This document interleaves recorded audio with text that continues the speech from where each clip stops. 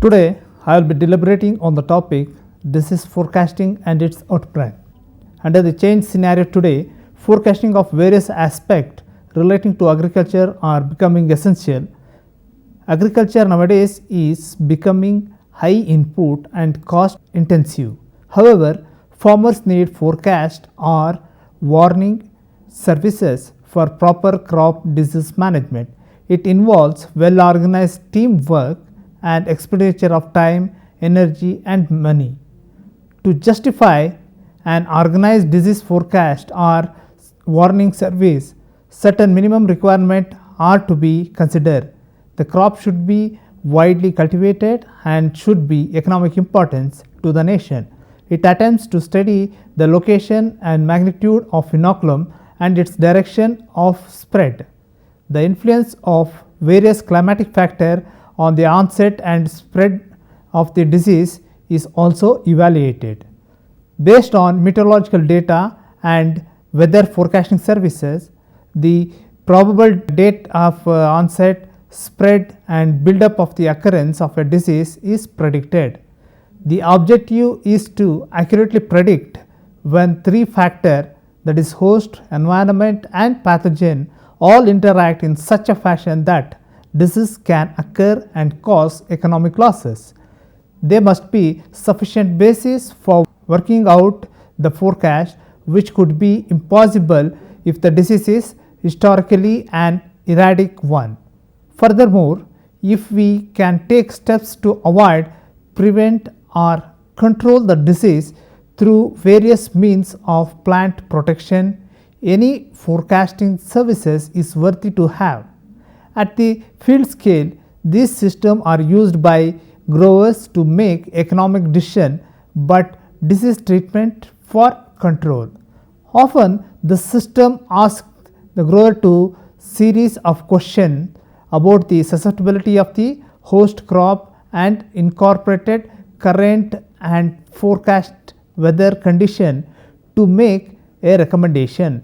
There are several techniques followed in predicting the occurrence of a disease in epiphytic form. The disease should be an aggressive under a wide range of climate and environmental condition. A rough estimate of the quantities of inoculum found in air and the direction, speed, rhythmic fluctuation, if any, and rate of the movement of spores are recorded. It is used as an aid the timely application of the chemicals. Forecasting systems are based on assumption about the pathogen's interaction with the host and the environment, the disease triangle. To develop plant disease forecast, one must take into account several characteristics of pathogen, host, and of course environment. Disease forecasts are predicted of probable outbreak or increase in intensity of disease. The availability of computer has allowed plant pathologists to write program that allows summation of epidemics of most important disease. The atmospheric administration operates a series of weather forecasting and climatic prediction. Beside NASA and NOAA GIS to map vector species distribution and disease risk have evolved considerably during past 2 decades. It is considered a part of applied epidemiology. Hence, knowledge of epidemiology, that is development of the disease under the influence of the factor associated with the host pathogen, is necessary for accurate forecasting. Informations need to disease forecasting. The factors of epidemics and its components should be known in advance before forecasting is done.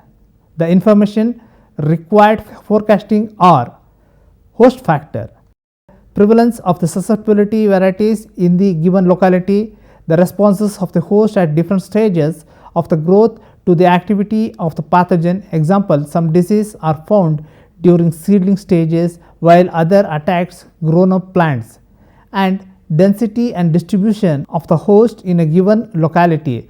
dense population of the susceptible variety invites quick spread of an epidemic. Growing susceptible variety in scattered limited area are less prone to the epiphytics.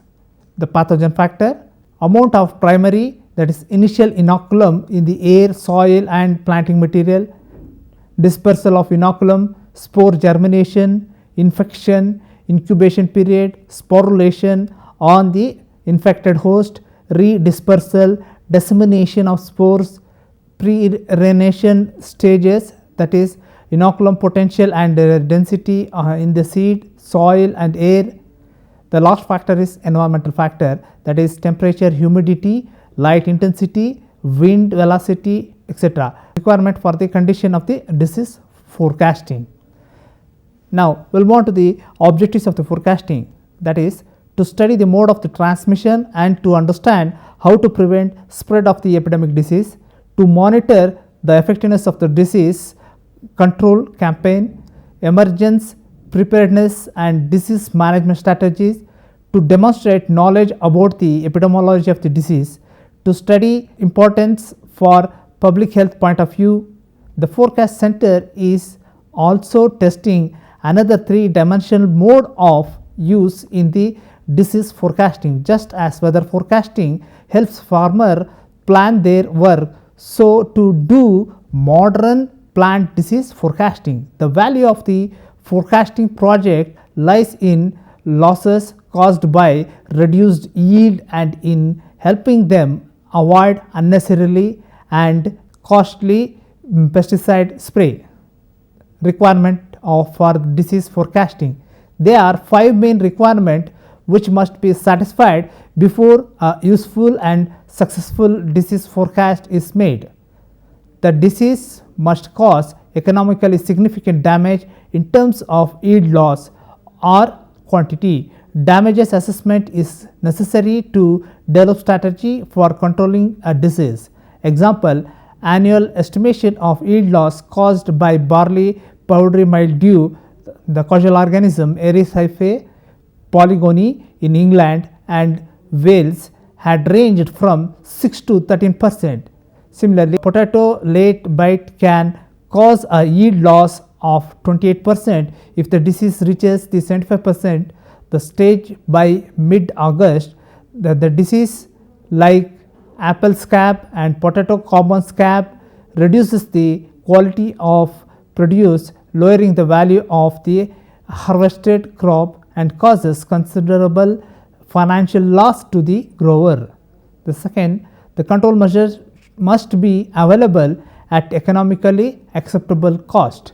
The third, the disease must vary each season in the timing of the first infection and its subsequent rate of progress. If it does not, there is no need for forecasting. Fourthly, the criteria or model used in making a prediction must be based on sound investigational work carried out in the laboratory and in the field and tested over a number of years to establish its accuracy and applicability in all the location where its uses is invasive. Growers must have sufficient manpower and equipment to apply control measures when a disease warning is given. Long-term warning or predictions are more useful than short-term warning or prediction. The methods of disease forecasting. Disease forecasting requires field observation on pathogen characters, collection of the weather data, variety of the crop and certain investigation and their correlation. Usually the following methods are employed in disease forecasting. Forecasting based on primary inoculum. Presence of primary inoculum, its density and viability are determined in the air, soil or planting material. Occurrence of viable spores or propagules in the air can be assessed by using different air trapping devices, that is spore traps. In the case of soil-borne disease, the primary inoculum in the soil can be determined by monoculture method. Presence of loose mud of wheat, ergot of permillet, and viral diseases of potato can be detected in the seed lots at random by different seed testing methods can be used to determine potential disease incidence and enable decisions to be made on the need for the chemical seed treatment. The extent of many virus disease is dependent on the severity of preceding winter, which affects the size of the vector population in the growing season. Example, sugar beet yellow viruses. The second, forecast based on weather condition. Weather condition, namely temperature, relative humidity, rainfall, light, wind velocity, etc. during the crop season and during the intercrop season are measured. Weather condition above the crop and at the soil surface are also recorded. Forecast based on the correlative information. Weather data of several years are collected and correlated with the intensity of the disease. The data are compared and then forecasted of the disease is done. Forecasting criteria develops from the comparison of the disease observation with standard meteorological data have been provided for diseases like septosia, leaf blotch of the wheat, fire blight of apple, barley powdery mildew, etc. Use of computer for disease forecasting. Daily forecast is assigned one or more risk level, that is the chance of initiating spatially distant disease outbreak in healthy crop. Threat refers to the disease development factors at or very near the source, including the sporangia sporulation. Threat is related to local weather condition, disease severity and infected area, which influences the source strength, that is the level of the spore production. It can be estimated as high, medium or low of the potential inoculum available for aerial transport to other growing area. The risk factor to both the development near the source and potential for spread, together with the potential for deposition and infection along the forecast trajectory. Risk focuses on the potential for new disease outbreak at distance growing area along the course of trajectory or trajectories, as in case of multiple sources. Methodology of spore. Methodology of the spore trapping depends on the following objectives of the work. 1. The biology of pathogen. For infection forecasting, spore dispersal gradient, management of the disease. In the epidemics of airborne plant disease, the number of spores of the pathogen landing on the plant, which depends on the number of spores in the atmosphere above the crop, is an important factor. Qualitative sampling of the atmosphere, that is number of the spore per unit volume of area. For trapping and estimating these studies, different types of traps are used. The following spore traps are usually employed in targeting of fungal spore: cylindrical rods or microscopic glass slides. It helps to gather data on the spore's arrival in a locality. In this, the surface of microscopic slide is smeared with grease and made sticky. In the method, quantitative estimation is not possible as the number of the spore collection is very low. Risk volumetric spore trap. In this instrument, air is sucked into a controlled rate and implugged on the glass slide, improved by a clockwork mechanism past the office. It gives continuous count of spores in 24 hours. The number of spores per unit volume of air at given time can thus be calculated. Rotorod sampler or rotorod spore trap. It comprises of U-shaped rod attached at its midpoint to the shaft of a small battery operating electric motor.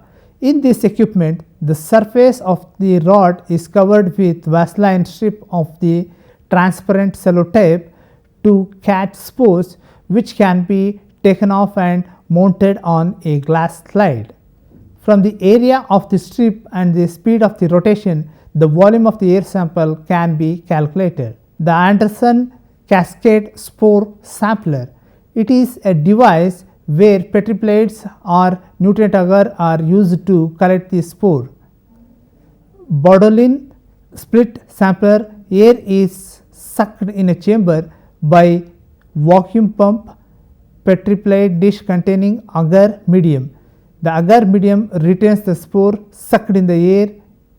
Concentration of the viable spore is calculated after counting the germinated spores in the medium. Buckrod 7-day volumetric spore trap.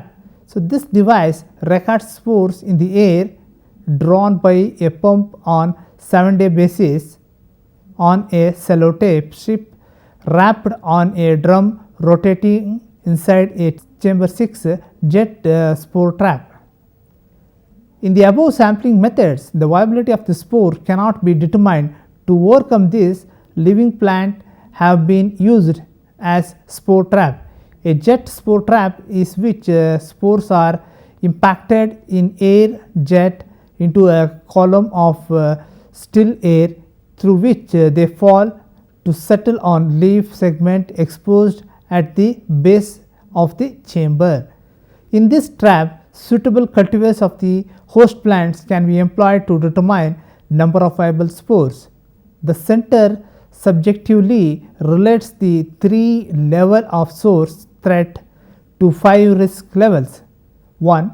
The associated shares a boundary between threat and risk, but there is not a strict one-to-one relationship between categories of threat and risk. Secondly, the forecast is formulated to be as objective as possible with the meteorological tools available. Thirdly, the degree of human experience and subjectivity will always be present in the forecast system until more disease or weather algorithms becomes available. Quality of disease site observation, confidence in the national weather forecast data and forecaster experience are all important factors. It is responsible to assume that different forecasters given the same set of the weather forecast may produce slightly different risk assessment for a given event. Examples of well developed forecasting systems are given below.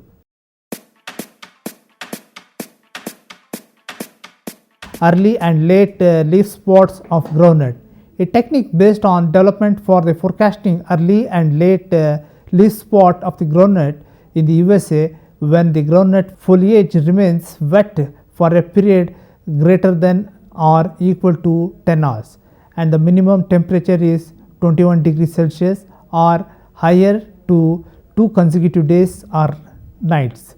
The disease development is forecasted. A computer program has been developed in the USA.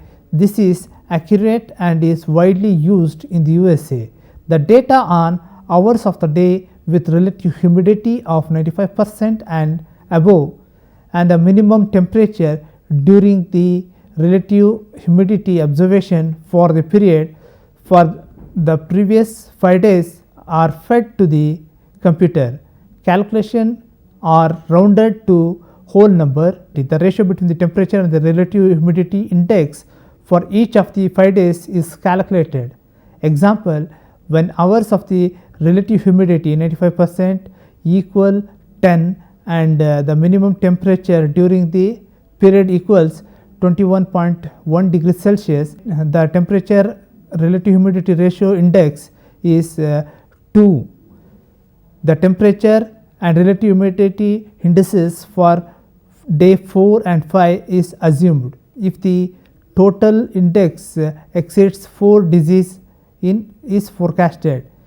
If the index is 3 or less, no disease is forecasted. Late blight of potato.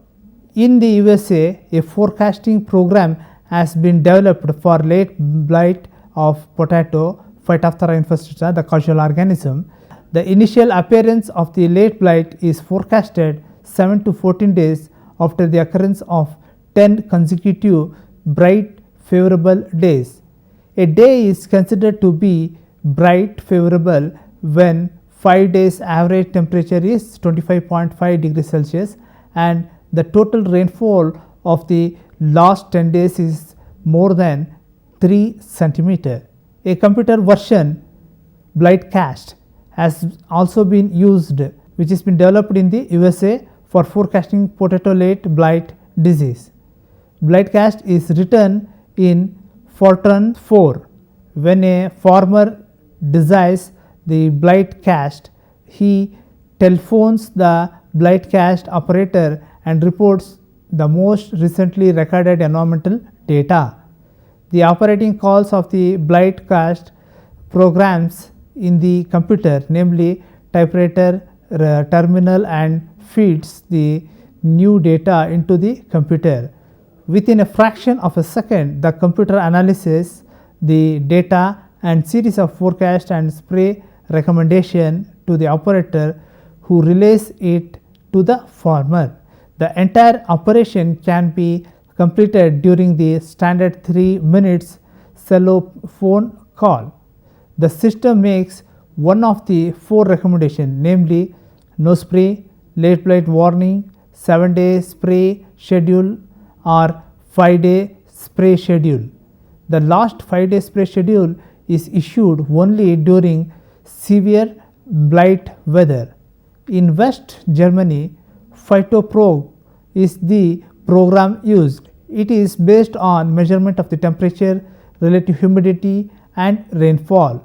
Phytoprog provides an negative prognose, an indication of when the usual routine spray application should be dispensed with. Blister blight of tea. A system for predicting epidemics of blister blight of tea has been developed based on the number of the spores in the air in the tea plant and the duration of the surface wetness on the tea leaves. The duration of sunshine is negatively correlated with the duration of surface wetness. The following prediction equation has been developed. Y is equal to 1.8324 plus 0.8439 into 1 plus 0.9665 into 2 minus 0.1031 into 3, where x1 is equal to log percentage in infectivity at 2 into 2 is equal to log percent infectivity T2 minus log infectivity T1y equal to the log the number of the spores in the air, and T1 to T2 3 weeks into 3 mean daily sunshine for a 7 days period predicting T2. So that is a formula to calculate the disease incidence. Similarly, southern corn leaf blight EpiMay is a system for forecasting southern corn leaf blight based on the conceptual model. Rice blast. In India, forecasting rice blast is done by correlative information method. It is predicted on the basis of the minimum night temperature 20 to 26 degrees Celsius in association with the high relative humidity of 90% or above. Computer based forecasting system has been developed for rice blast in India. Wheat stem rust. Forecast wheat stem rust epidemic is done by analyzing therein samples which give precise data for inoculum present in the air. Moreover, several wind trajectories are also prepared to survey the airborne primary inoculums and its deposition. It has been observed that primary inoculum comes from the South India to the plains of central or North India. Brown stripe downy mildew of corn. The forecast of the brown stripe downy mildew of corn, which is restricted to the India, is done on the basis of average rainfall, that is 100 to the 200 centimeter or more accompanied by low temperature 25 degrees Celsius or less. Spore trapping techniques of acquisition of biological data for consecutive forecasting models are important. Spore trapped have been widely used into complete disease with weather condition. Spore trapping is useful for understanding epidemiology of disease and behavior of the pathogen. This helps in developing models on dispersal of the pathogen or on epidemiology of the disease and to formulate method of management. Thank you.